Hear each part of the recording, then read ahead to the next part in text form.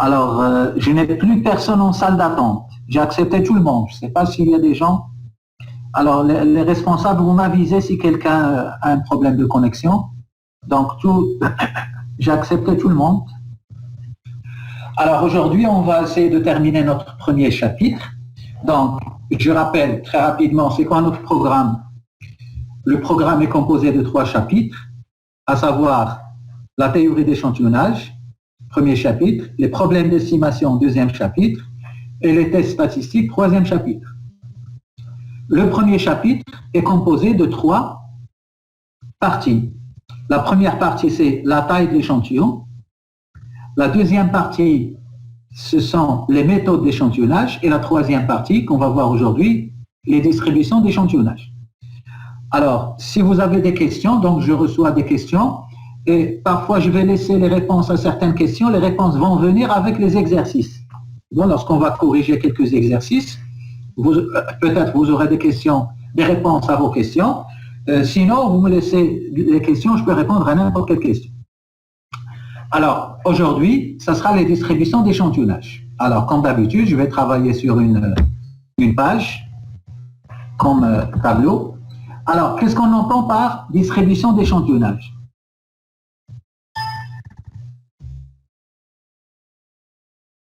Alors, on sait très bien que pour collecter des données et analyser les données, on a dit on choisit un échantillon. Alors, si je choisis un échantillon aléatoire, j'aurai un résultat. Mais si je change l'échantillon, on n'aura pas forcément le même échantillon. Et donc, on n'aura pas le même résultat. Ça veut dire, le résultat qu'on obtient, alors, le résultat obtenu auprès d'un échantillon, qu'est-ce qu'on remarque? Varie.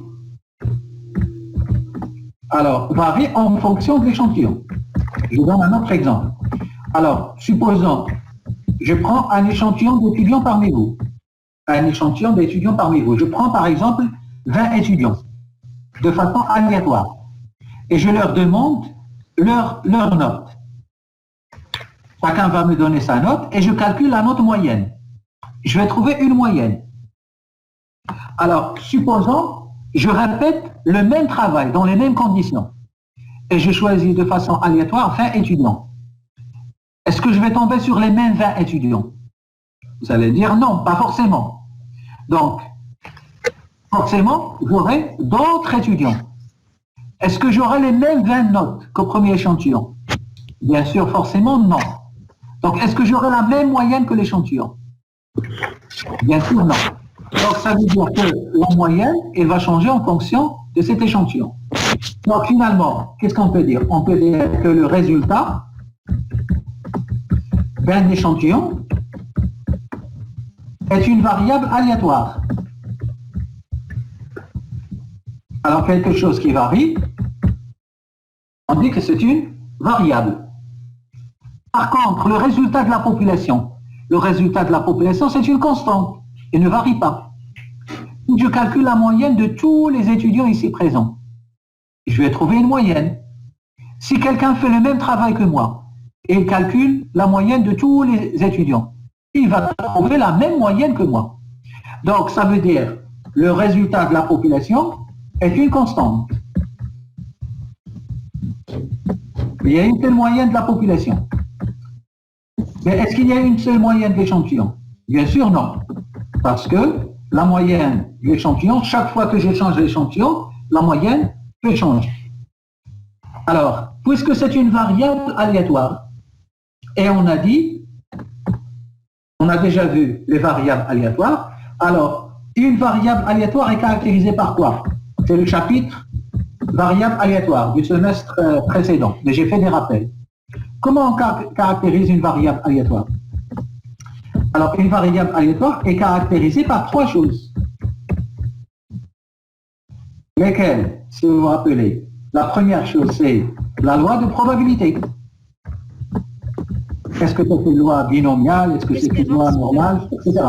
Elle est caractérisée par quoi? Par l'espérance mathématique. Moi, E de x, si vous vous rappelez. l'espérance mathématique E de x.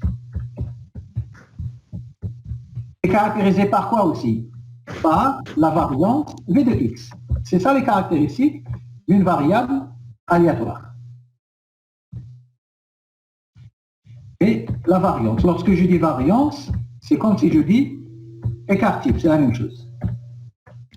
Alors, toute variable est caractérisée par une loi de probabilité, une espérance mathématique et une variance. Donc, finalement, le résultat obtenu auprès d'un échantillon, si c'est une moyenne, il faut la caractériser par la loi de probabilité, l'espérance et la variance.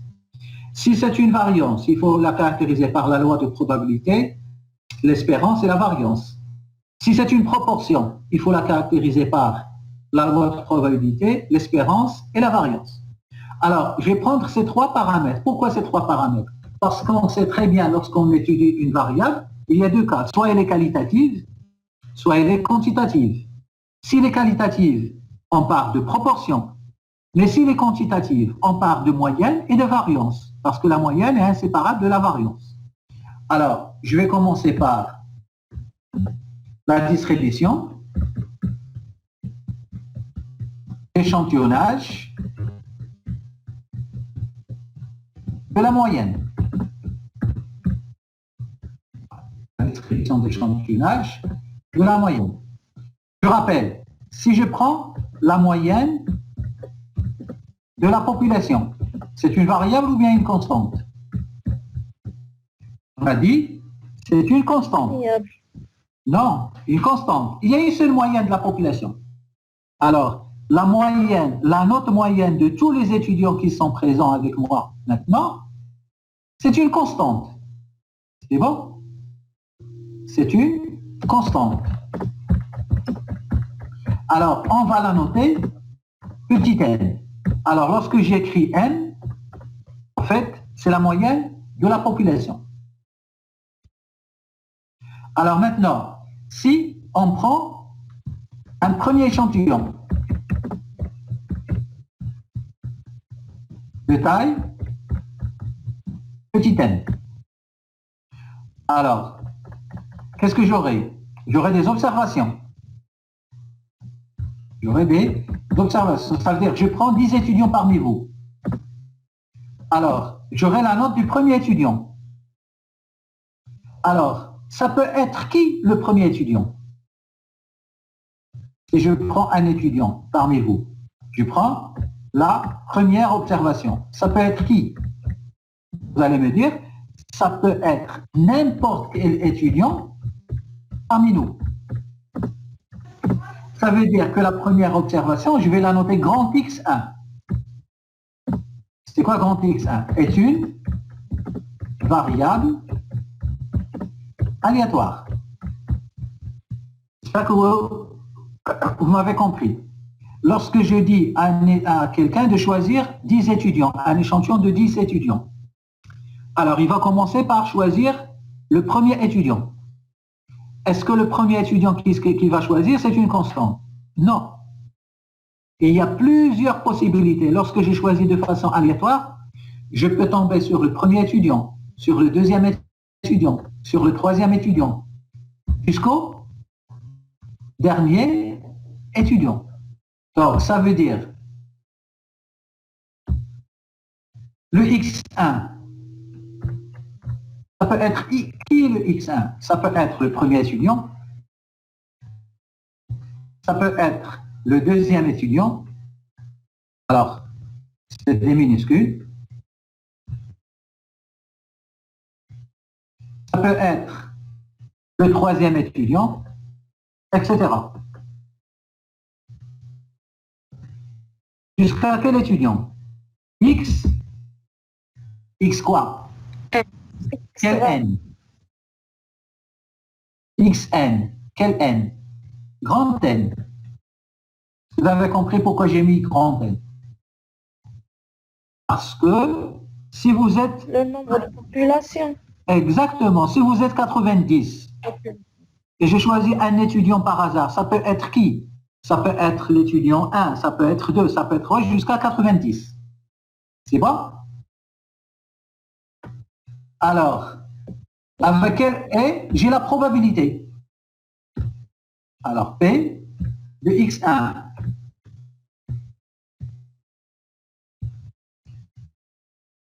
Alors, si je calcule la moyenne de ça, ça va me donner quoi? Si je calcule la moyenne de E de X1, l'espérance de X1, Ça va donner... oui, ça va donner la moyenne de qui? De la population. J'espère que vous avez compris. Parce que c'est la moyenne de qui ça? Ça, c'est la moyenne de toute la population. Et si je calcule la variance de X1? La racine de l'espérance. Ah non. Alors M, j'ai dit, c'est moyenne de la population. Alors, ici, c'est la variance de qui? C'est la variance de la population. Et je rappelle, puisque c'est la population, c'est une constante. La variance de la population, c'est aussi une constante. Il n'y a pas de variable ici. Donc, la moyenne de la population est une constante. On la note N. La variance de la population est aussi une constante. On va la noter. Donc, voici la notation.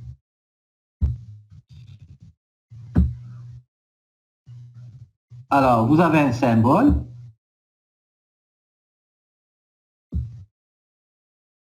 Le voici. C'est ça, avec un carré. Alors, pourquoi avec un carré? Comme ça, lorsqu'on veut l'écarter, on va éliminer tout simplement le carré. Voilà. Alors, un premier échantillon de taille n, pour la première observation, on aura ça. Maintenant, la deuxième observation, c'est la même chose. Ça peut être qui le deuxième étudiant? Ça peut être n'importe quel étudiant parmi vous, c'est-à-dire parmi la population. Alors, si je prends l'observation,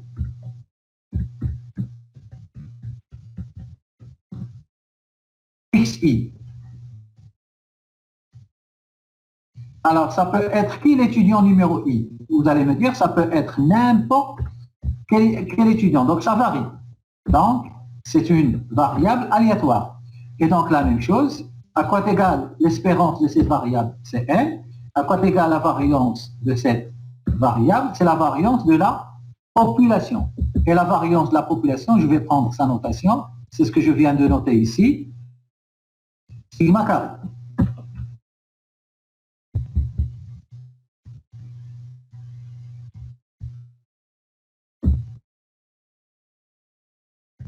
Et voilà. Alors, ce que je viens de dire pour la première, c'est valable pour la deuxième, pour la troisième, pour la quatrième, etc., pour la IN. Maintenant, j'ai pris, je reviens, et j'ai dit un échantillon de taille petit n. Qu'est-ce que j'aurai comme observation? Combien d'observations? X1, X2, etc. Jusqu'à Xn. Alors, si je calcule la moyenne de l'échantillon,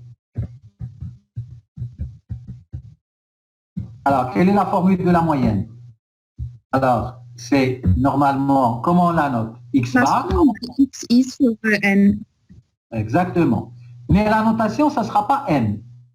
Alors, ça sera X bar. X bar.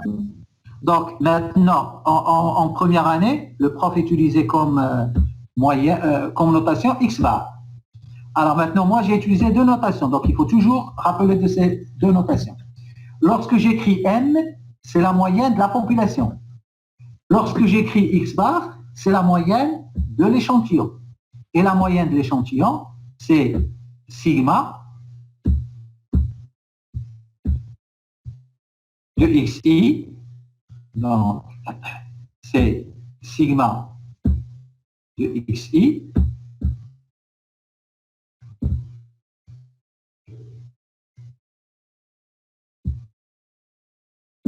sur n. Quel n?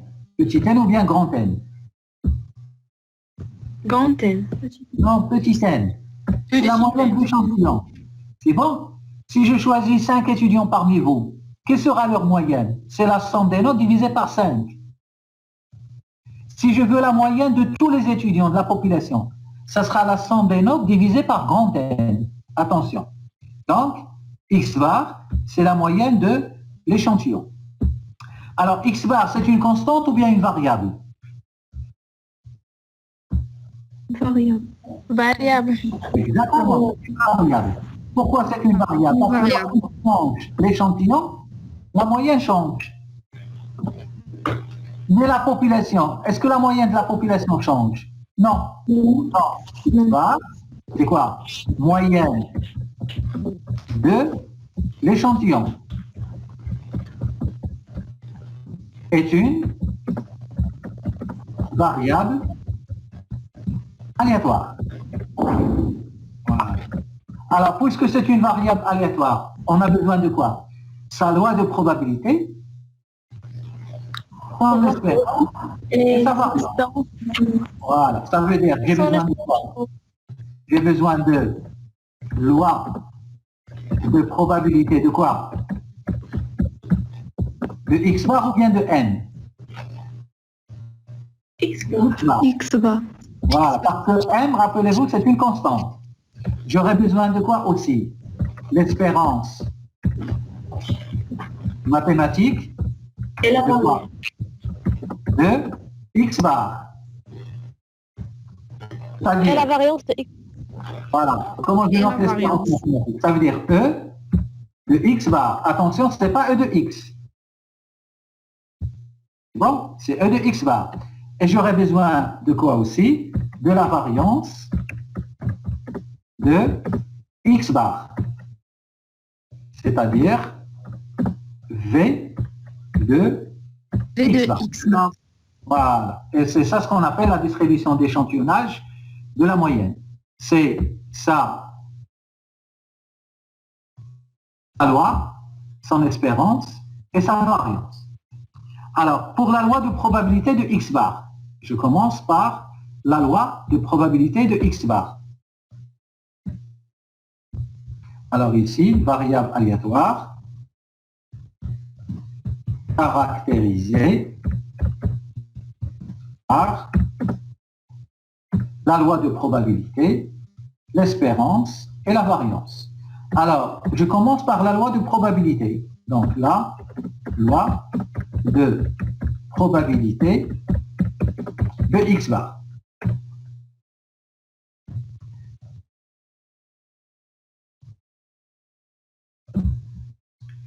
Alors, on a déjà étudié les lois de probabilité. C'est bon? Alors, ici, on aura 3 cas. Alors, le premier cas, si la loi de la population est, ou bien, suit une loi normale. Si la loi de la population suit une loi normale. Alors, lorsqu'on dit une loi normale, comment on note la loi normale? Grand N, et entre parenthèses, qu'est-ce qu'on met? Les paramètres. Quels sont les paramètres de la loi normale? C'est M. M, Voilà. M et l'écart type. Alors, M et l'écart type. Alors, pourquoi j'ai écrit M? Parce que je parle de la population. Je n'écris pas X bar. La moyenne et l'écart type. Voilà. Attention, ce que je viens d'écrire ici, je ne parle pas de la moyenne, je parle de la variable étudiée. Ça veut dire X suit une loi normale de paramètres M et l'écart type. Alors maintenant, si on a ça, qu'est-ce qu'on va dire? Dans ce cas,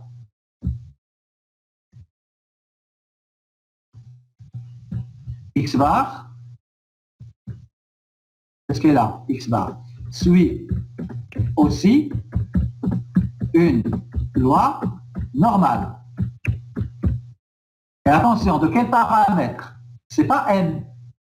Parce que c'est quoi n? C'est e de x, l'écart type. C'est l'écart type de x. Ici, j'aurais besoin de quoi? J'aurais besoin de l'espérance de x bar.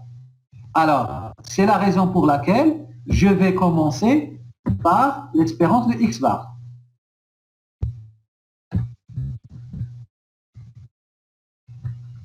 Alors, pour chercher l'espérance de x bar, j'applique la formule. Alors, c'est quoi E de x bar? Alors, E de x bar. Croissant de X et son E. Exactement, je vais faire la démonstration rapidement. Alors, E de x bar égale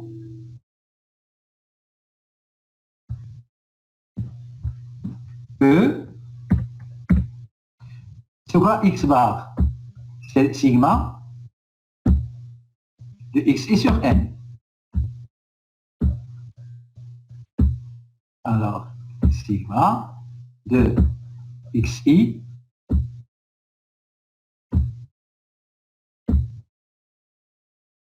sur n.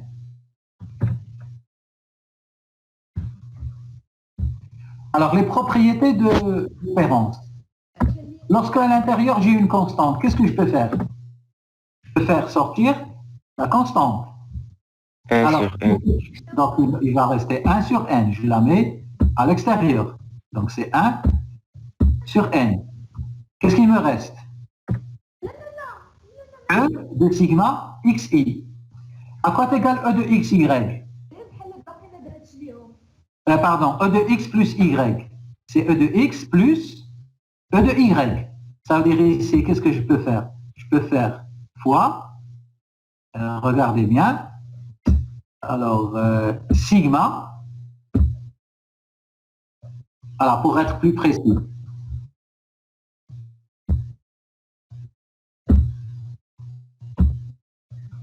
Alors, sigma de i égale à combien?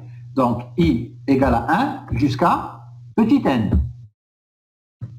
Ici, qu'est-ce que j'aurai? E de xi. XI.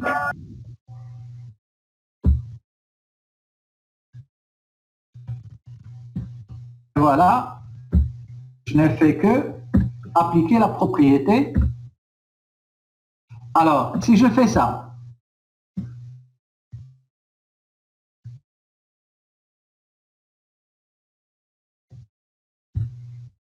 alors, ça fait 1 sur n, donc toujours la même chose.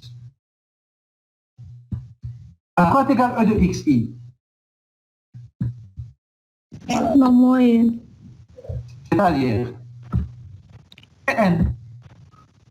Oui. J'ai expliqué en haut. E de xi est égal à n. Je remonte un petit peu en haut. Voici E de xi égale à n. Et à quoi est égal sigma n? 1. Et fois M. n fois n. Attention, n plus n, c'est 2n plus n, 3n plus n, 4n. Donc, jusqu'à n. Donc, ça fait, alors, la même chose. N fois n. Et voilà. Et ça donne quoi? Ça donne n. Alors, qu'est-ce que j'ai trouvé? J'ai trouvé que E de x bar est égal à n. Alors, rappelez-vous de ce résultat parce qu'on ne va pas refaire la démonstration. Ce résultat, on va tout le temps l'utiliser. Ça va être utilisé énormément de fois. Voilà. Donc, on a trouvé que E de x bar est égal à n. Alors, j'aurais besoin de quoi? La variance de x bar. Alors, la variance de x bar, je vais faire le même travail. Alors, je peux copier-coller ici. Après, je Alors, ça va être V de x bar est égal à quoi? Est égal à V de sigma xi n. Alors, lorsque j'ai une constante à l'intérieur, qu'est-ce que je fais? Ça donne quoi? Alors, il y a une propriété que vous avez vue l'année dernière. C'est 1 sur S. V de ax, à quoi égale V de a fois x? Qui peut me dire à quoi égale V de a fois x? La propriété C'est 1 sur A. est a au carré. Ça veut dire- C'est une propriété que vous avez vue, que ce soit en S1 ou bien en S2. V de ax égale a carré fois V de x. Mais attention, à quoi égale E de ax est égal à A fois E de x. Parce que la variance, n'oubliez pas, la variance c'est des carrés. Alors ici, V de sigma xi sur n, je fais sortir le 1 sur n, ça me donne quoi? 1 sur n au carré fois sigma de V de xi.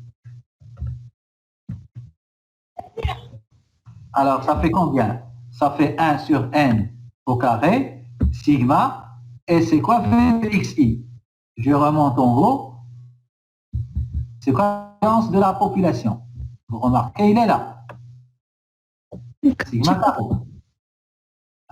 Et je la remplace.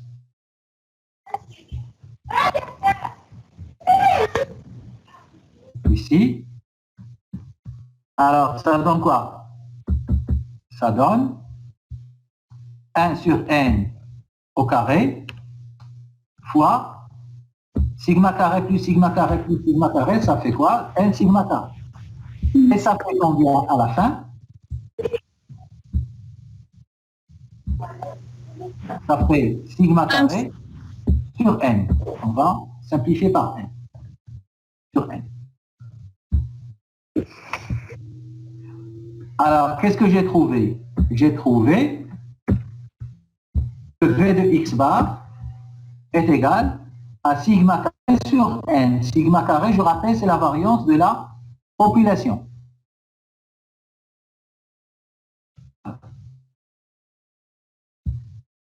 Alors, il y a une autre propriété.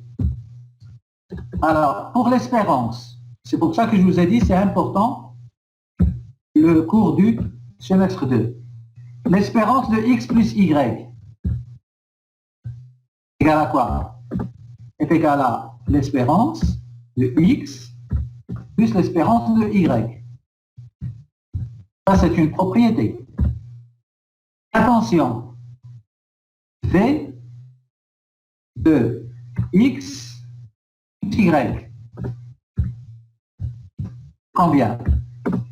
C'est v de x plus v de y. Mais pas toujours, avec une condition. Si x et y sont indépendants. Cette propriété n'est valable que lorsqu'ils sont indépendants. Vous avez aussi, alors, si je mets E de x moins y, c'est combien? C'est E de x moins E de Y. moins E de y. Exactement. Et si je vous dis V de x moins y, ça fait quoi? Y. Tu peux me dire? V de X moins V de Y. V de x plus V de y. Faites attention. Alors normalement, ça, je répète, c'est le cours V de x moins y, c'est V de x plus y. Attention. C'est quoi V de moins y? Regardez, c'est quoi V de moins y? C'est quoi moins y? C'est moins 1 fois y, ça devient moins 1 au carré, ça fait 1. Voilà, je vous ai donné les propriétés. Alors, ça veut dire, si, qu'est-ce que je fais? Ce que je viens de dire ici. V de x bar est égal à sigma carré sur n quand? Si il y a indépendance. Il y a indépendance. Alors, s'il n'y a pas de dépendance, qu'est-ce qu'on fait? À quoi est égal V de x bar? Et ça, vous l'avez vu en semestre 2, et je l'ai rappelé moi aussi. J'espère que vous vous rappelez. Alors, fois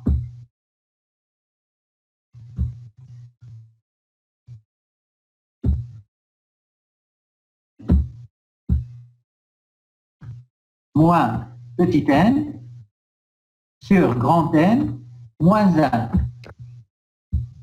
On appelle ce coefficient, si vous vous rappelez, c'est le coefficient d'exhaustivité. Où est-ce qu'on a vu ça? Alors, rappelez-vous, quand est-ce qu'il y a indépendance? C'est lorsque la population est infinie, donc il n'y a pas grand N. Et quand est-ce qu'il y a dépendance? C'est lorsqu'il y a population finie sans remise, donc il y a grand N. Donc voilà, là, V de x bar, il y a deux cas. Si vous avez une population infinie, il n'y a pas de grand N. Si vous avez une population finie sans remise, vous ajoutez le grand N. Voilà. Alors, à quoi est égal l'écart type de x bar? L'écart type de x bar. L'écart type sur la racine de n. Bien sûr. C'est quoi l'écart type? C'est la racine carrée de la variance. Donc, l'écart type de x bar, ce n'est rien que la racine carrée de la variance. Et la racine carrée de la variance, c'est soit, alors racine carrée, c'est la racine carrée de la variance, c'est-à-dire c'est la racine carrée de ça.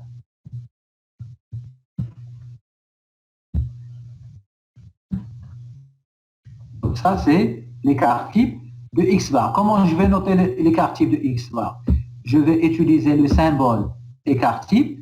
C'est quoi le symbole écart type? C'est ça. Pardon.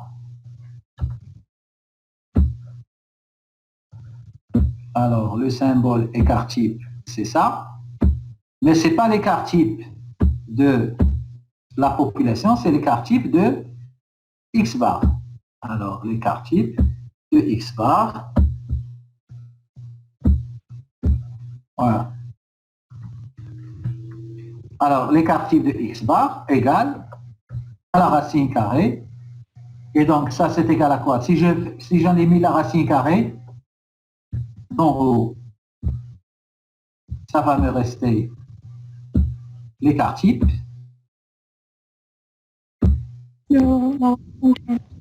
sur racine carrée de n. Donc, l'écart type sur racine carrée de n. Donc, voici l'écart type, c'est de la population, divisé par racine carrée de n. Voilà. Donc, voilà, j'ai trouvé l'écart type de x bar.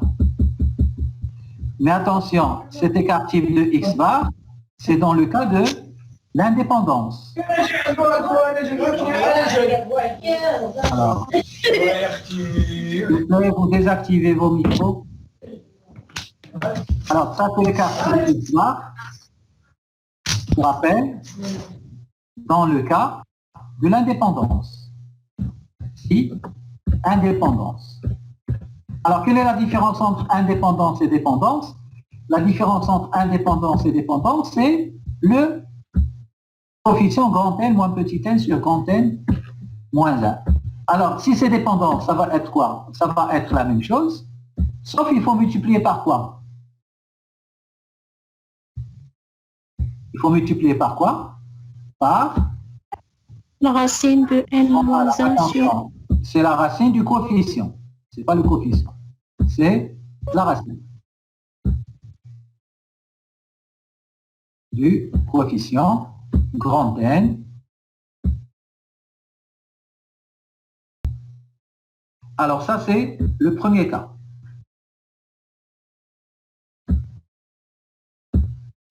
Alors, c'est quoi le deuxième cas? Je répète, voici le premier cas. C'est quoi le deuxième cas? Si la loi de la population n'est pas connue, si la loi de la population est inconnue. Alors, si on vous dit que c'est normal, automatiquement, c'est normal. Si c'est inconnu, on ne sait pas. Alors, dans ce cas, il faut voir deux cas. Alors, le premier cas, si la taille de l'échantillon, c'est pas la taille de l'échantillon, c'est petit n, n inférieur ou égal à 30. Alors, x bar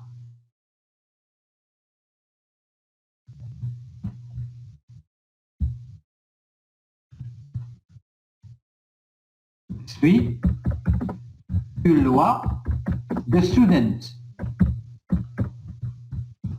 A, et faites attention, n-1 degré de liberté. Vous vous rappelez de la loi du student?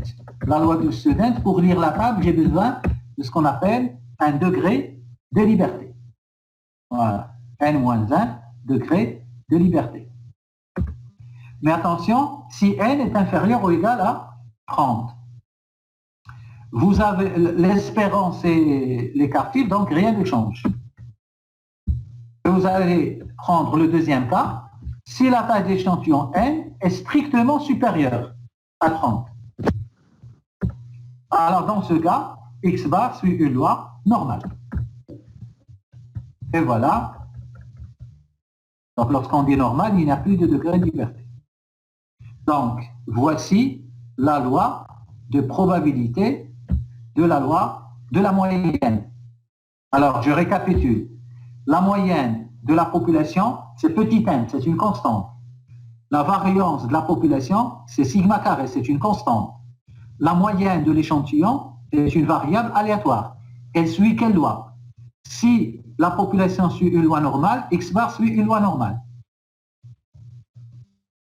Si la loi de la population est inconnue, dans ce cas, on regarde la taille de l'échantillon. Si la taille de l'échantillon est inférieure ou égale à 30, alors x bar suit une loi de student à n-1 degré de liberté. Si la taille de l'échantillon est strictement supérieure à 30, alors x bar suit une loi normale. Alors, faites attention, vous avez parfois un étudiant, il trouve la taille de l'échantillon est égale à 15, et il dit c'est une loi normale. Il dit c'est une loi de student. Non. Même si la taille de l'échantillon c'est 15, inférieur à 30, mais on vous a dit que c'est une population normale, donc ça reste normal. Quand est-ce que vous regardez la taille de l'échantillon? Lorsque la loi de la population est inconnue. Alors, si vous avez ça, d'accord. Par contre, ici, c'est normal. Donc voilà, c'est ça ce qu'il faut retenir sur la loi de probabilité ou bien la distribution d'échantillonnage de la loi ou bien de la moyenne d'échantillon de x bar. Alors, ici, je vais continuer. Alors, x bar suit aussi une loi normale. Donc, c'est bon, pas de question pour la distribution d'échantillonnage de la moyenne. Alors maintenant, je prends la distribution d'échantillonnage de la variance. Donc, tout ce que je viens d'expliquer ici, c'est la distribution d'échantillonnage de la moyenne. Alors, je vais prendre grand 2. Alors, je vais prendre exactement la même chose. Je vais changer ce qu'il faut changer.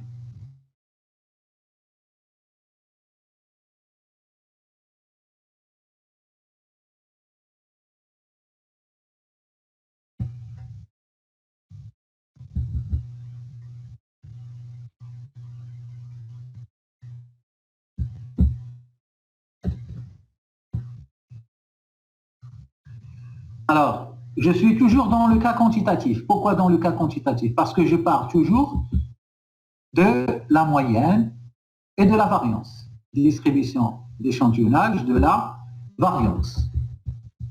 Alors, qu'est-ce qui se passe ici?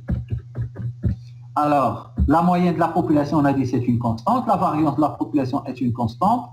Alors, ici, vous avez compris, je peux effacer ça. G E de xi est égal à n et V de xi est égal à sigma carré. Donc, tout ça, c'est la même chose. Un échantillon de taille n, x1, x2 jusqu'à xn. Maintenant, quelle est la formule de la variance? La variance de l'échantillon. Alors, si vous vous rappelez de la formule, alors, V de x égale. Alors, maintenant, une petite remarque. Lorsque je parle de la variance de la population, le symbole, c'est sigma carré. Mais lorsque je parle de la variance de l'échantillon, le symbole, c'est V de x. Lorsque je parle de la moyenne de la population, le symbole, c'est petit n. Lorsque je parle de la moyenne de l'échantillon, le symbole, c'est x bar. Alors, la formule de la variance, c'est sigma de quoi? Xi. Hein? Alors, moins quoi? Moins x bar.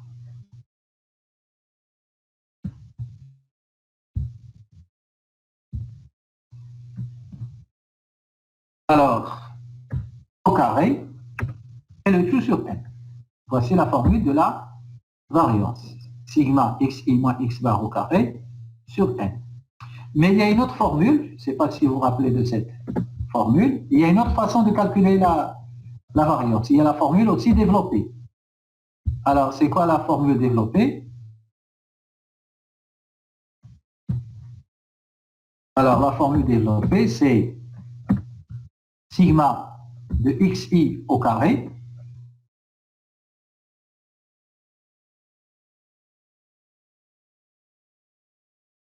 alors sigma de xi au carré sur n, le tout moins x bar au carré.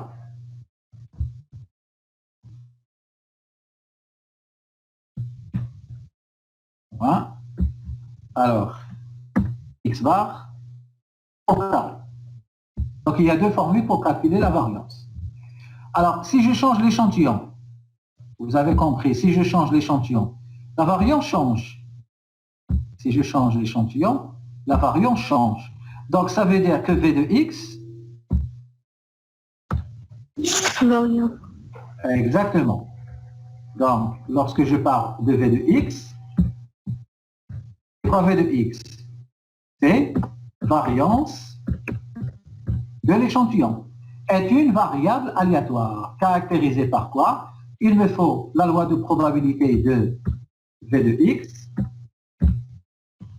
Qu'est-ce qu'il me faut? L'espérance mathématique de V de x. Alors, c'est quoi l'espérance mathématique de V de x? C'est-à-dire, c'est quoi? C'est, attention, c'est V de quoi? De V. Alors, c'est V de V de x. Vous avez vu? C'est bon? C'est de V.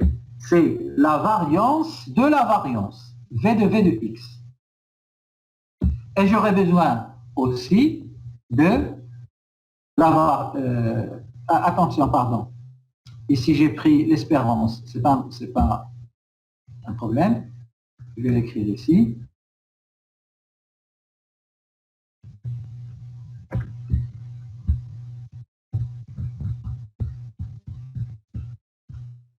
Alors, j'ai dit la variance de V de x. C'est quoi la variance de V de x? C'est V de V de x. Et l'espérance mathématique de V de x, c'est quoi l'espérance mathématique de V de x? C'est E de V de x. Alors, j'aurais besoin de ces trois éléments. Alors, si je commence par l'espérance mathématique de V de X.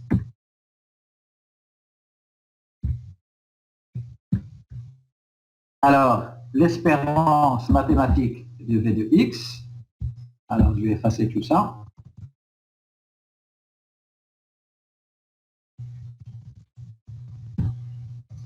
Alors, tout ça, vous l'avez dans le support de cours. Il est là. Vous remarquez, je suis sur le chapitre. Voici toutes les démonstrations que j'ai faites sur le polygone, etc. Tout ça. La variance, donc tout ça, c'est écrit, etc., etc. Alors, vous avez toute la démonstration. Il est là. Il est un petit peu long. Je vais prendre directement le résultat. Voilà.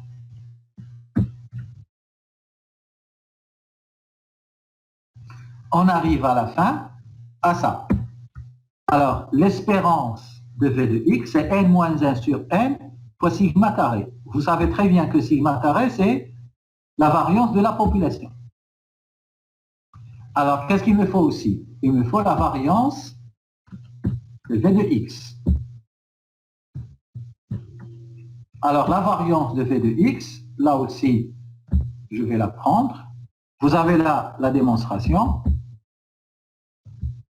Alors, V de X, il est là.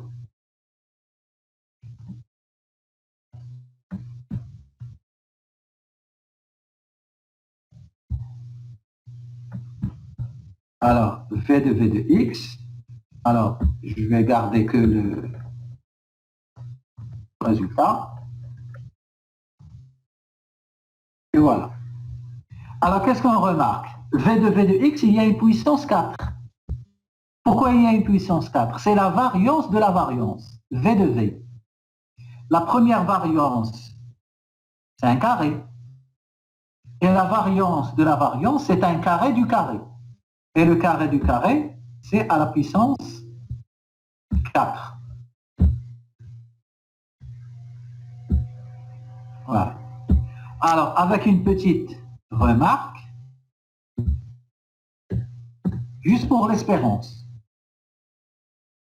Alors, dans le cas d'une population finie d'effectifs grand N, lorsqu'on a dépendance, vous aurez un très petit changement.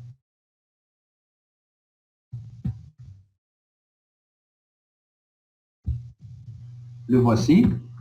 Alors, à quoi est égal E de V de X? C'est égal à n moins 1 sur n fois sigma carré. Mais si vous avez la dépendance, je vais l'ajouter ici, si il y a dépendance. Alors, vous savez très bien, s'il y a dépendance, il y a toujours un grand N. Alors, pour la variance, vous n'avez pas ce cas. La variance, vous avez une seule formule. Donc, pour la variance, c'est une seule forme. Donc, voilà. Qu'est-ce qu'il me reste? Il me reste la loi de probabilité de V de X. Alors, la loi de probabilité de V de X. Alors, je ne sais pas si vous pouvez deviner la loi. Alors, on sait que X bar, je reviens ici. On a dit c'est ça X bar. Ça, c'est somme des carrés. Lorsque vous avez un carré, quelle est la loi qu'on utilise? Je ne sais pas si vous vous rappelez. Les lois de probabilité que j'ai rappelées moi au début de ce cours. Lorsqu'on a la somme des carrés, je ne sais pas si vous vous rappelez, alors la somme des carrés, la loi de, exactement, la loi de, c'est normal, mais la somme des carrés, ce n'est pas une loi normale, c'est qui 2. Donc, qui va suivre qui 2? Alors, la variance, il va suivre la loi qui 2, mais avec un petit changement. Lequel? Le voici.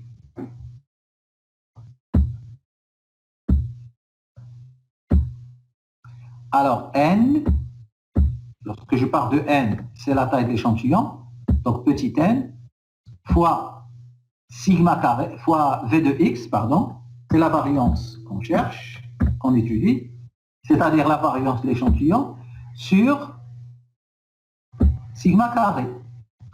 Et sigma carré, vous savez très bien, c'est la variance de la population. Alors, ce paramètre suit une loi qui de A n-1 degré de liberté. Degré de liberté. Alors, vous savez, dans la loi, la table de la loi qui 2, j'ai besoin du degré de liberté. Dans la table de la loi de Student, j'ai besoin du degré de liberté. Dans la loi normale, il n'y a pas de degré de liberté. Alors, avec une remarque, si vous n'utilisez pas la loi qui 2 directement, avant d'utiliser la loi qui 2, il faut faire ce changement. N fois V de X fois sigma carré. C'est comme la table de la loi normale. Si vous avez une loi normale, vous n'utilisez pas directement la table. Vous mettez X moins N sur l'écart type pour pouvoir utiliser la table. Donc voilà, j'ai tous les éléments, j'ai la moyenne, la distribution d'échantillonnage de la moyenne, j'ai la distribution d'échantillonnage de la variance. Alors, qu'est-ce qui me reste maintenant? Il me reste le troisième paramètre. Maintenant, si je suis dans le qualitatif, je ne parle pas de moyenne. Distribution, échantillonnage, je parle de proportion, de la proportion. Alors, dans ce cas, je vais parler de la proportion. Alors, la proportion, c'est le qualitatif. Alors, si je parle de la population, alors la proportion de la population, c'est une variable ou bien une constante? C'est une constante, bien sûr. Alors, comment on va la noter? On va la noter P, pour proportion. On va la noter P. Alors, lorsqu'on va la noter P, lorsque je choisis un étudiant parmi vous, ça peut être n'importe quel étudiant. Alors, la loi de probabilité de X, ça va être quoi? Un étudiant. Loi qualitative, c'est soit oui, soit non. Donc, ça va être quelle loi? La loi de probabilité d'une observation. Bernoulli. Là, Bernoulli, d'accord, exactement. Mais la loi d'une probabilité d'une observation, c'est Bernoulli. Alors, mais si je prends la loi de la population, c'est quelle loi? Je vais prendre plusieurs étudiants. Ça va être quelle loi? Binomial. Alors, vous avez deux cas. Loi binomiale. Quand est-ce que la loi binomiale? Si indépendance. Vous vous rappelez? Mais s'il y a dépendance, est-ce que ça va être une loi binomiale? C'est quelle loi? Loi de Fischer. Non, hyper géométrique. Si vous regardez le cours sur les lois de propriété, vous allez trouver ça. Soit la loi binomiale, soit la loi hypergéométrique. Alors moi, je ne vais pas prendre je vais pas prendre toute la population. Je vais prendre un échantillon de taille petit n. Alors, quelle sera la formule de la proportion lorsque je vais calculer la proportion de l'échantillon? Alors, la proportion de l'échantillon, on va changer de nom. Comment on l'appelle? Est appelée fréquence. Vous avez déjà utilisé ce terme. Fréquence. Alors, comment on va noter fréquence? On va le noter grand F. Pourquoi grand F? Donc, si je vous dis à quoi est égal grand F, comment on calcule une proportion? Donc, à quoi est égale la proportion? Alors, grand F. C'est petit n sur grand n. Non, pas petit n sur grand n. C'est X sur petit n. Attention. X sur petit n. Alors, je prends un échantillon parmi vous de 20 étudiants et je vous pose la question, est-ce que vous êtes d'accord qu'est-ce que vous allez répondre? Soit oui, soit non. Alors, 20 étudiants, c'est quoi 20? C'est petit n. Alors, 5 ont répondu oui. C'est quoi 5? C'est x. Alors, quelle sera la proportion? C'est 5 sur 20. Je répète, c'est quoi x?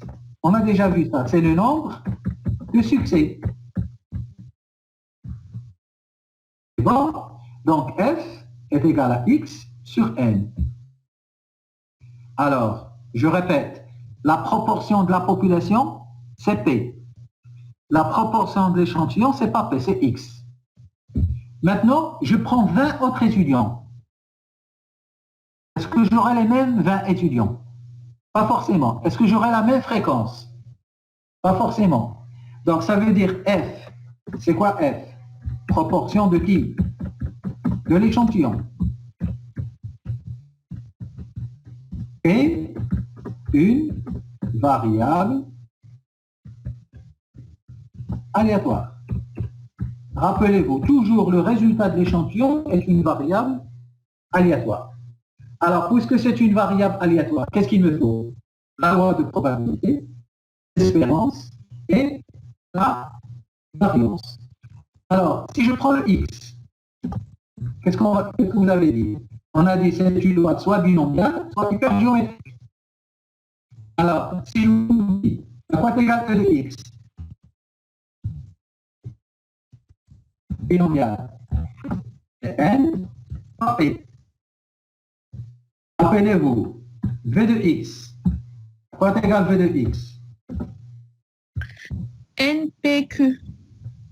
Mais attention, la loi binomiale, si indépendance. Si c'est dépendance, à quoi est égal V de x? Dans ce cas, c'est une loi hypergéométrique. La même chose que la moyenne. Qu'est-ce qui change? À quoi est égal P de x? N, P, Q. Attention, qu'est-ce que j'ajoute? Grand N moins N. Exactement, c'est toujours, voilà, grand N, Moins N petit n sur grand N moins 1. moins 1. Voilà. Donc voilà, ça c'est pour le x. Alors moi, qu'est-ce que je cherche? Je commence. F est une variable aléatoire. Donc je vais chercher son espérance. Alors, l'espérance mathématique de quoi? De P ou bien de F? De F. Bien sûr. Donc, comment on va la noter? C'est E, F. Alors, on va calculer. Donc, je vais faire la démonstration, comme ce que j'ai fait pour la moyenne, parce que la démonstration, elle est rapide. Alors, E de F est égal à quoi? Est égal à E de, c'est quoi F?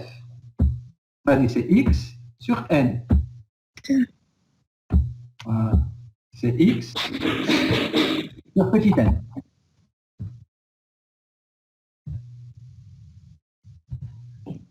Alors, lorsque j'ai une constante pour une espérance, E de AX, qu'est-ce que je fais? Je peux faire sortir la constante. Lorsque je fais sortir la constante, c'est quoi la constante ici? C'est 1 sur sur n. A de x. Voilà. Égal 1 sur n fois. À quoi est égal le de x? Oui? NP. Exactement. NP. Exactement. Là. N. Fois P. Alors, ça fait combien? Ça fait? P. P. Et voilà. Alors, qu'est-ce que j'ai trouvé? J'ai trouvé que E de F est égal à P. Et ça, c'est un résultat, comme ce que j'ai dit tout à l'heure, qu'il faut retenir, parce qu'on va tout le temps l'utiliser. Donc, E de F est toujours égal à P. Alors, qu'est-ce qu'il me faut aussi? Il me faut la variance de F.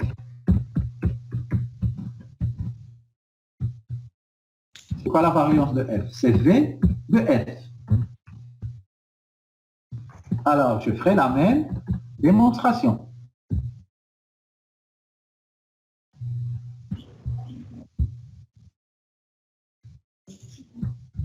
Alors, v de f,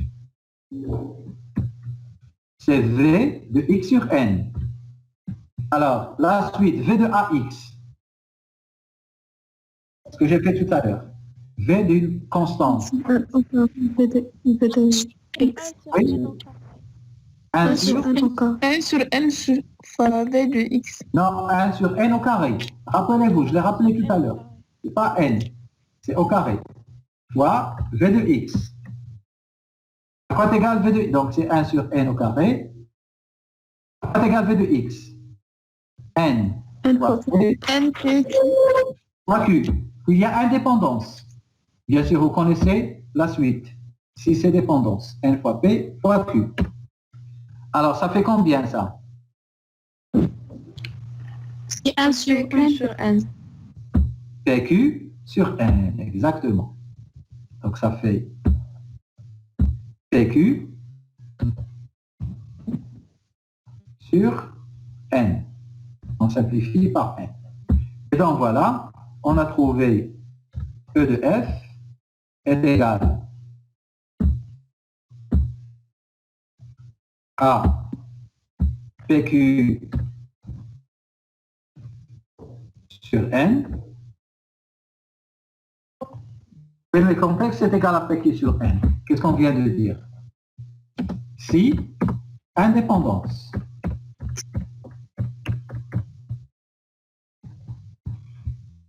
Alors, il faut ajouter. Monsieur, c'est VF. Oui, c'est V de f, oui. La variance de f.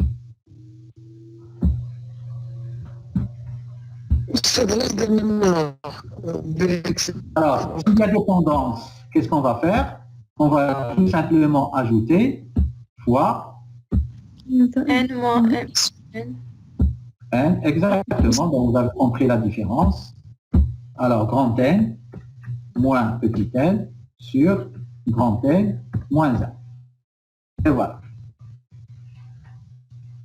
Alors, si je vous dis l'écart type de f, La racine de PQ sur n. bien sûr. Alors, Racine ici, carrée de V. c'est les deux cas. Alors, je vais mettre. Alors, quelle sera la notation, le symbole? Alors, le symbole, c'est le symbole de écart type, comme tout à l'heure, c'est-à-dire, c'est le symbole sigma, celui-là.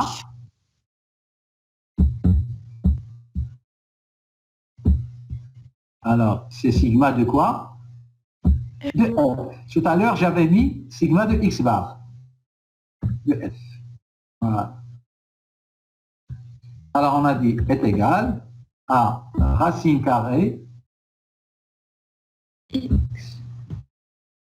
Alors, racine carrée de PQ sur n.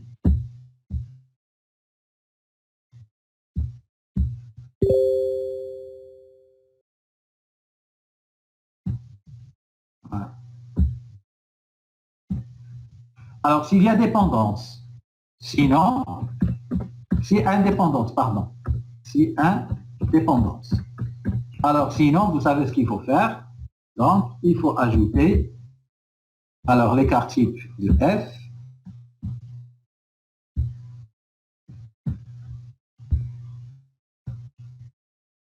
C'est, il faut ajouter, comme tout à l'heure, alors, fois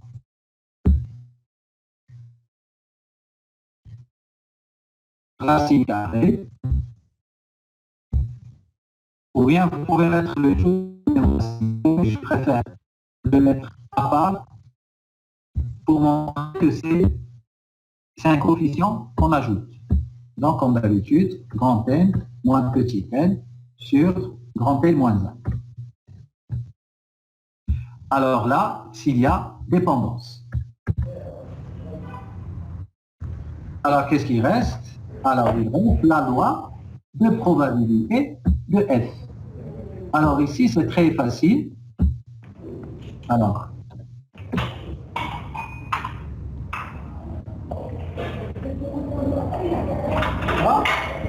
alors la loi.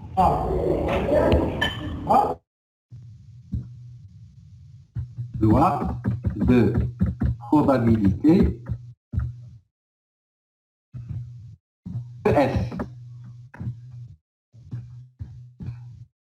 Alors, rappelez-vous, la moyenne, on utilise quelle loi?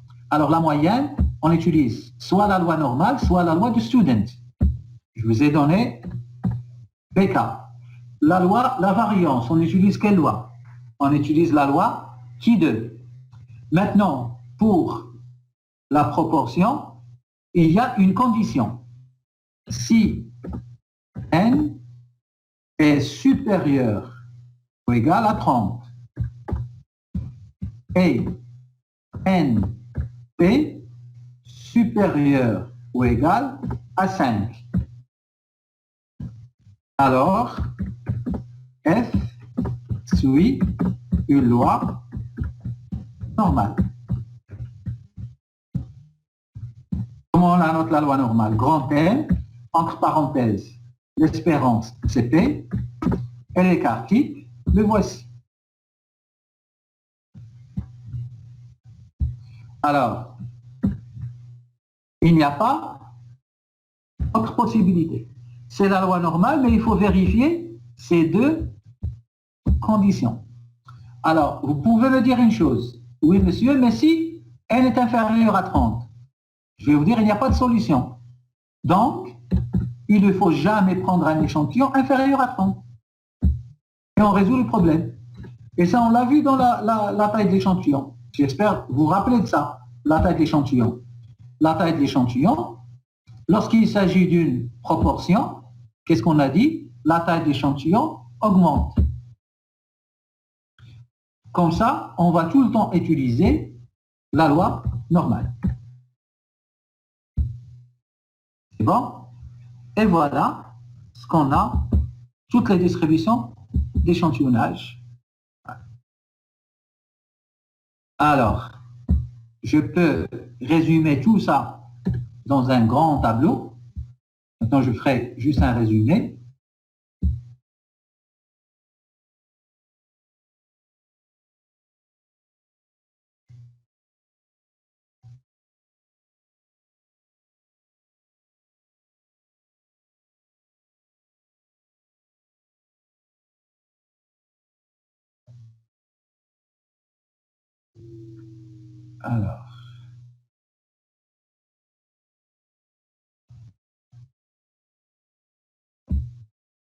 Alors, je vais prendre la moyenne, la variance, la proportion, pour résumer. Alors, lorsqu'on parle de population, comment on note la moyenne de la population? On a dit petit n. Lorsqu'on parle de variance, comment on note la variance de la population? On a dit sigma carré. Sigma carré. Exactement. Maintenant, c'est juste pour résumer cette partie.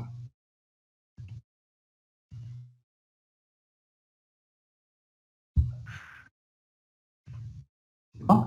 Et la proportion, on la note P. Alors, si on parle d'échantillon,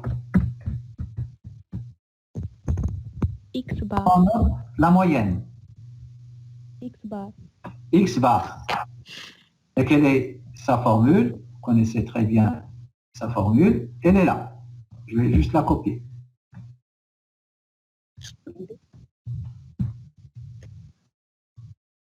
Alors, normalement, lorsque vous révisez des cours, moi je vous conseille pour n'importe quel cours, il faut toujours travailler avec des résumés.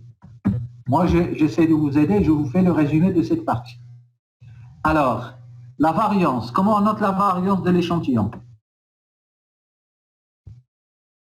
On la note? V de X bar. V de X. Non, V de X. V de X. Donc V de X. Et bien sûr, quelle est sa formule? Voici sa formule. Vous avez deux façons de calculer V de X.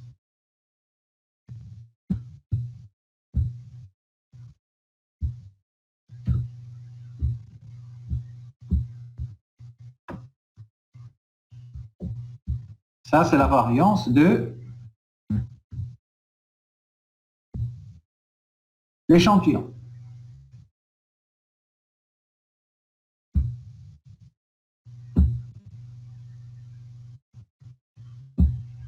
Voilà. Alors, comme ce que j'ai dit, vous avez deux façons.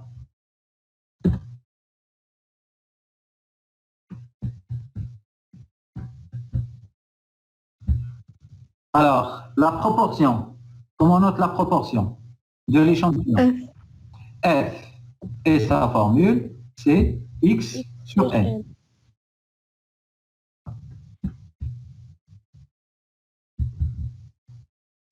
X sur N.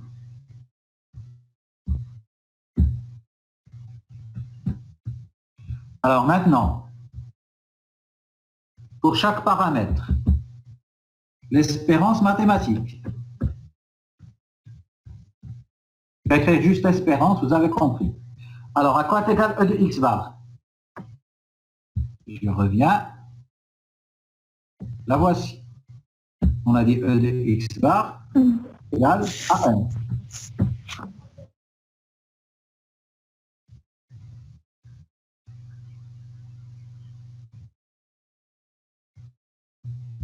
Alors, E de X bar. La variance. À quoi est égal E de V de X. On est toujours sur l'espérance. Une partie pour 45. Voilà. N, N-1, N-1 sur N, dans l'écart type, au carré. Ça, c'est l'espérance de la variance.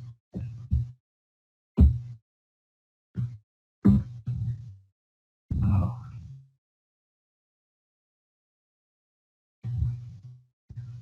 avec une petite remarque.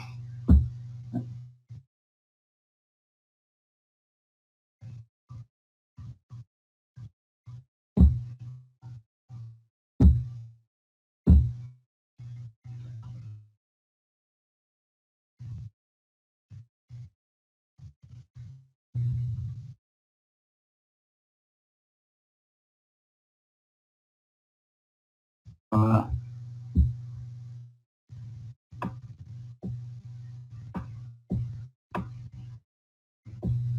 Avec une petite remarque. Ou, vous avez une autre formule. Alors, je ne vais pas écrire grand N. Alors, vous avez E. La voici.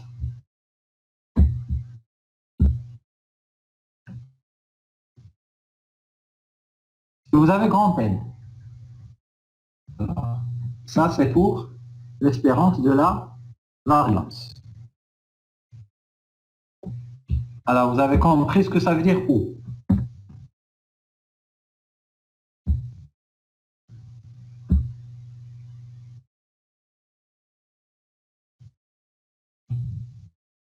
Alors, je vais réduire la taille.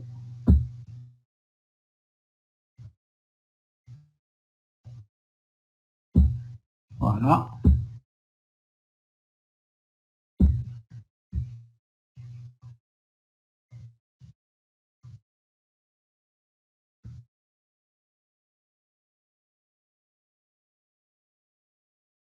Et voilà. Alors, je ne vais pas écrire dépendance. Vous avez compris, dès que vous voyez le grand N, ça veut dire qu'il y a dépendance. Alors, pour la proportion, à quoi est égale l'espérance de E de F? On sait que E de F est égal à P. Voici. Alors, E de F est égal à P. Alors, j'ai dit pour chaque paramètre, il faut espérance, variance et la loi. Donc voilà, j'ai terminé l'espérance. Alors maintenant, qu'est-ce qu'il faut? La variance. Alors, la variance de X bar. On l'a déjà démontré. La voici.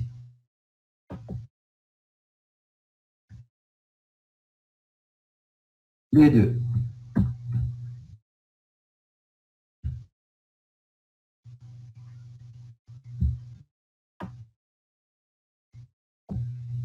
Alors, la variance de X bar.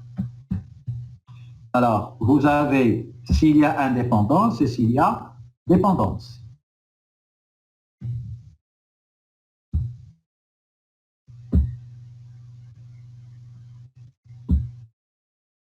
Voici les deux cas. Alors, la variance de la variance.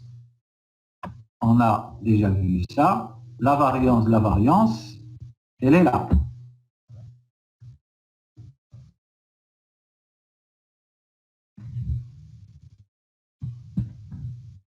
Bien sûr, ici, il y a fois. Je vais ajouter fois.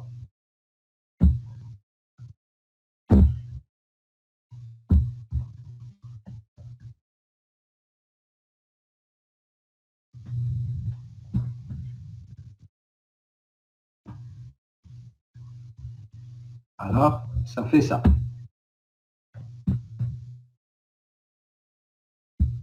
Alors, vous avez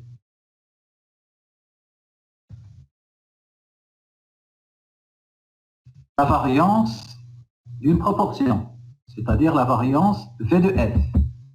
Alors, V de F, c'est comme la moyenne, la voici. Avec le cas de l'indépendance et le cas de la dépendance.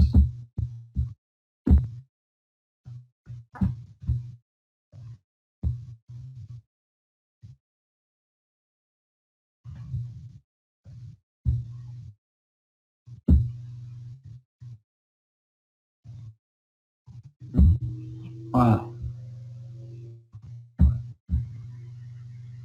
Donc, j'ai terminé les caractéristiques, l'espérance et la variance.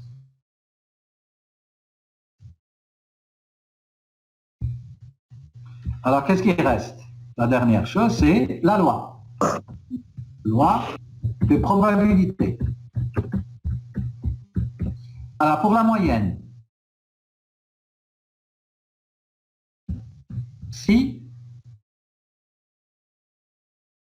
population normale,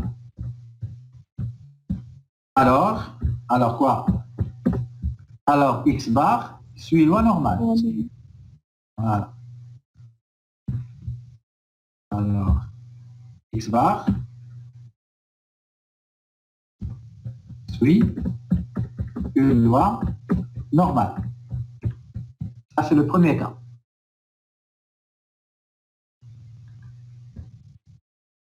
Alors, je vais éliminer les tirés.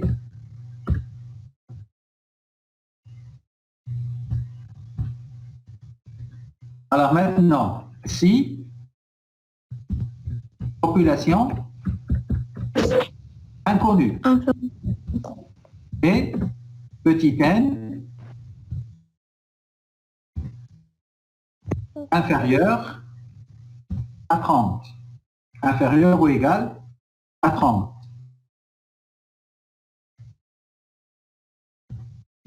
Alors quoi? X bar. سوي la loi de student. Voilà, une loi de student. À combien de degrés de liberté? À n-1 degrés de liberté.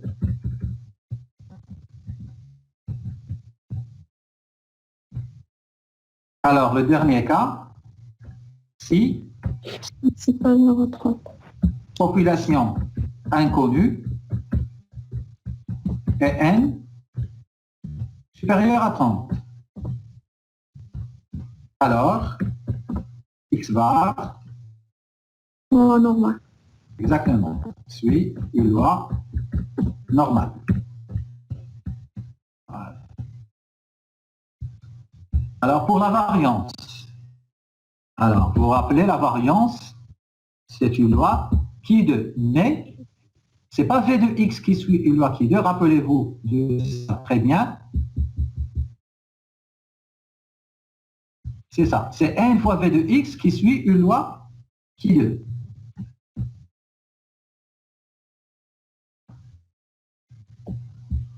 Voilà.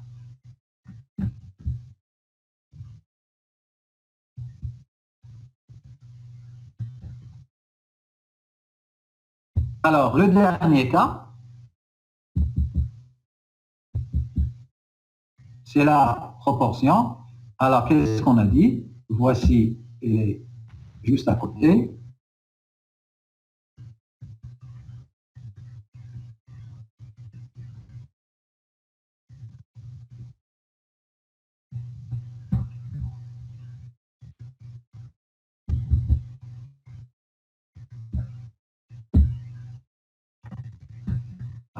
Alors, je vais supprimer ça.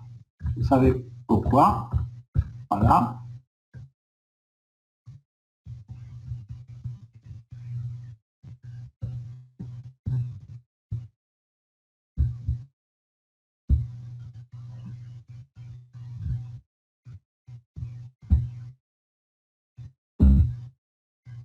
Et voilà. Bien sûr, lorsque je dis une loi normale, etc., vous avez besoin de la moyenne et l'écart type, les voici.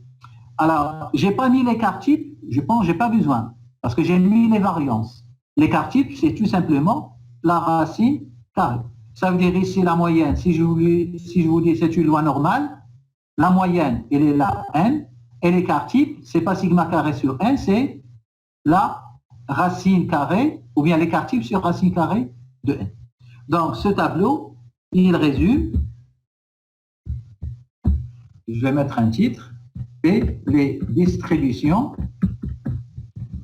échantillonnage. Il résume toute cette partie.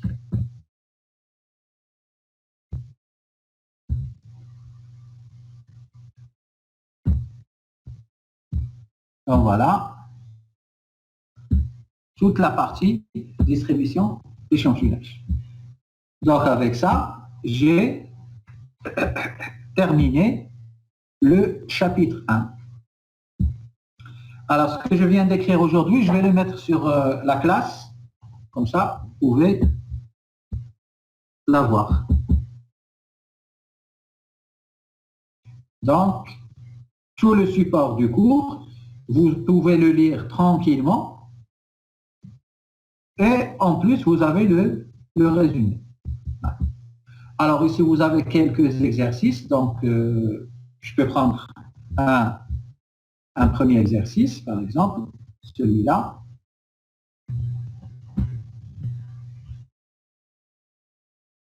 Maintenant, puisqu'on a fini le chapitre, normalement, vous êtes capable de résoudre tous les exercices. Mais on ne peut pas résoudre les exercices ici, ça prend du temps. Alors, si je prends cet exercice, donc c'est l'exercice 1. Alors, qu'est-ce qui est écrit? Alors, je vais mettre son corrigé. Quelle est l'espérance mathématique et quelle est la variance des résultats qu'on peut obtenir quand on choisit au hasard et indépendamment 10 nombres entiers de 1 à 9? Alors, c'est quoi notre population? C'est qui les populations? Je vais les mettre... c'est les nombres entiers. Quel nombre? De 1 à 9. 1, 2, 3, 4, 5, 6, 7, 8 et 9. C'est ça notre population. Parce que nous, on choisit à partir de qui? On choisit des nombres entiers à partir de cette population. Alors, cette population, quelle est sa taille? Quelle est la taille de cette population? 9. 9. Tout est égal à 9. Grand N égale F. On parle de la population. Alors, nous, qu'est-ce qu'on fait? On choisit au hasard et indépendamment combien de nombres? 10 nombres entiers. Donc, c'est quoi 10? On choisit combien de nombres? C'est petit n. Donc, petit n est égal à 10. 10. Alors, la question, est-ce que c'est possible de choisir 10 nombres? Oui. Est-ce que c'est possible? Oui. Oui. Pourquoi c'est possible? Parce qu'on le fait avec... Oui. Et regardez qu'est-ce qui est écrit ici, indépendamment. Donc, j'aurais plus besoin de ça. Le n, j'aurais plus besoin du grand N. Alors, et qu'est-ce qu'on calcule? On calcule la moyenne. On calcule la moyenne. Alors, qu'est-ce qu'on m'a demandé? Quelle est l'espérance mathématique et quelle est la variance? Donc, qu'est-ce qu'on m'a demandé? On m'a demandé l'espérance de quoi? De x bar et l'écart type de x bar. C'est-à-dire, on m'a demandé, je reviens vers mon tableau, on m'a demandé l'espérance de x bar, la voici.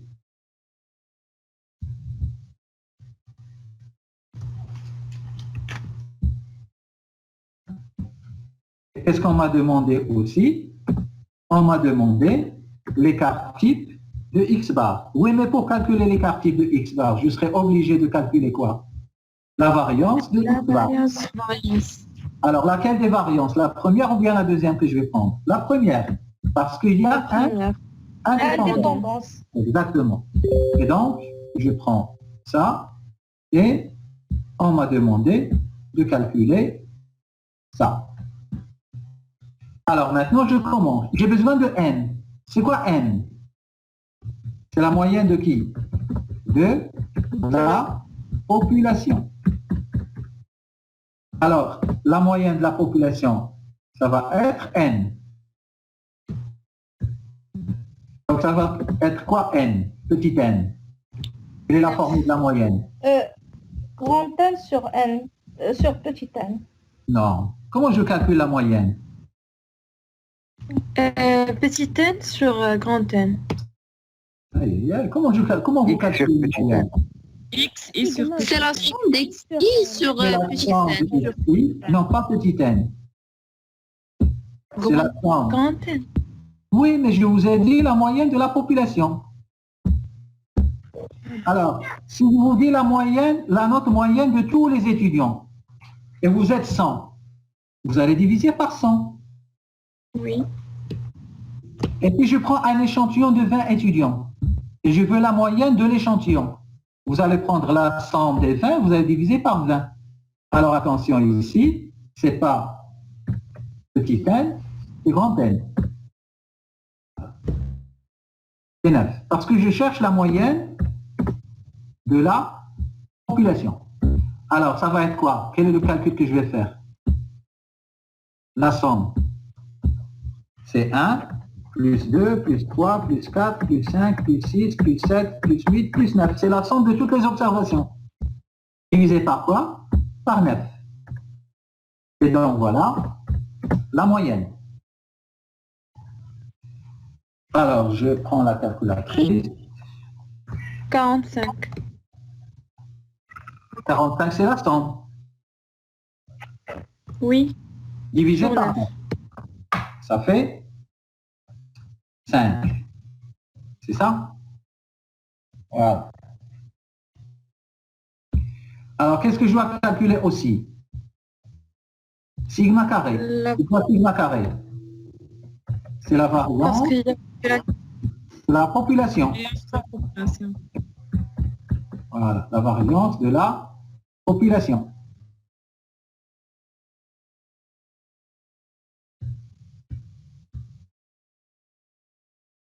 Alors, quelle est la formule de la variance?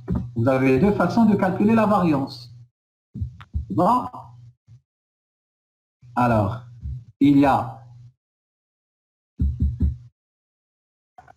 la première formule et la deuxième formule. Alors, je préfère prendre la deuxième formule. Mais attention, pas pour l'échantillon, pas ça. Moi, je parle de là, tout le monde, toute la population. Alors, toute la population, c'est pas fait de x, mais c'est quoi? C'est sigma carré. Parce que je parle de la population. Voilà. Alors, c'est la somme des x et au carré sur grand N. Oui, mais moins, pas moins x bar au carré, moins quoi? Non, pas x bar au carré, moins quoi? M. Moins m au carré. Attention. On parle de population. Il n'y a pas d'échantillon ici. Alors, ça fait combien? Alors, ça fait, c'est quoi sigma? X et au carré. Alors, c'est... Alors, je vais juste augmenter la taille, comme ça, c'est plus lisible. Alors, qu'est-ce que je vais faire comme calcul? C'est 1 au carré, plus 2 au carré, plus 3 au égal carré. à 6,66. Ah, plus 5 au carré, 6 au carré, 7 au carré, 8 au carré et 9 au carré. Le tout divisé par 9, moins 5 au carré. Vous avez trouvé combien? 31. 6,66. Alors, c'est 67 parce qu'il y a 6, 6, 6, 6. Oui. Alors maintenant, je réponds à l'exercice. Je prends un de x bar. C'est n, c'est-à-dire c'est 5. Voilà, j'ai répondu à la première question. C'est quoi v de x bar?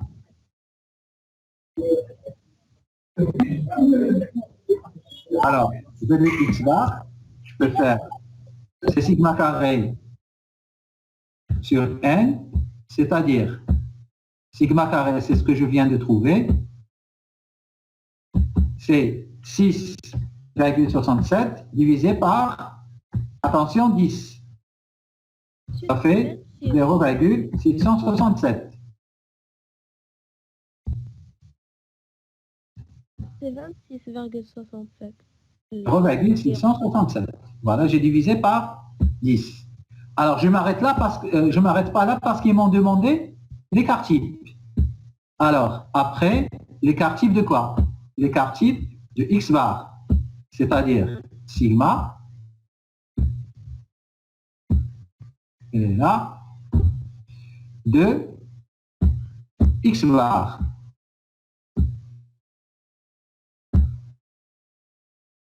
Elle est là. Donc, à quoi égale sigma de x bar?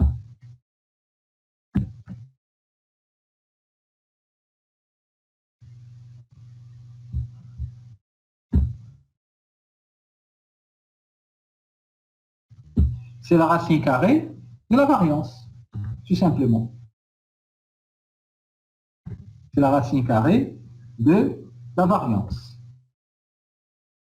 C'est-à-dire racine carrée. Sinon, je pouvais calculer directement. Racine carrée de 0,667.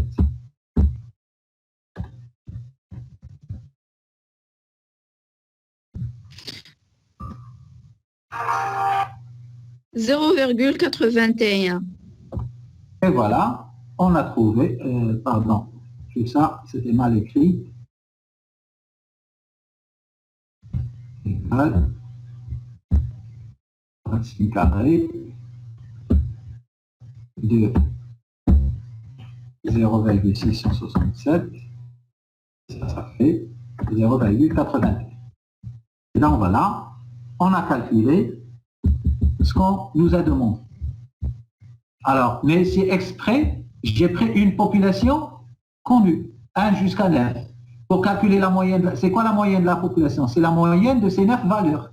C'est quoi la variance de la population? C'est la variance de ces 9 valeurs. Et après, j'ai pris la moyenne de l'échantillon. La moyenne de l'échantillon, c'est X bar. C'est la moyenne des 10 nombres qu'on va choisir. Donc voilà un petit exercice, un exemple d'exercice. Voilà, on a terminé ce premier grand chapitre qui s'intitule la théorie d'échantillonnage.